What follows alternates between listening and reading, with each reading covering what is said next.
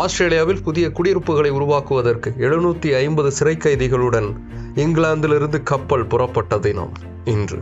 18ஆம் நூற்றாண்டுடைய இறுதி காலகட்டத்தில் இங்கிலாந்தில் நிலைமை ரொம்ப மோசமாக இருந்துச்சு. இண்டஸ்ட்ரியல் ரெவல்யூஷனால் புதிய மிஷின்கள் ஃபேக்டரிகளை நிரப்ப ஆரம்பிச்சுது. அதனால் தொழிலாளர்கள் வேலைகளை இழந்து தவிக்க ஆரம்பித்தாங்க. போதிய அளவுக்கு வருமானம் இல்லாமல் விலைவாசி அதிகமாக இருந்ததால் மக்கள் ரொம்பவே கஷ்டப்பட்டுக்கிட்டு இருந்தாங்க.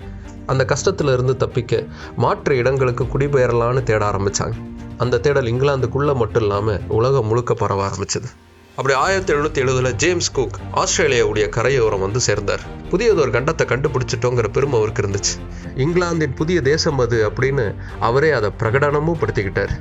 அங்கே ஏற்கனவே ஆஸ்திரேலிய பழங்குடியினர் இருக்காங்க அப்படிங்கிற கவலை அவருக்கு சுத்தமாக கிடையாது.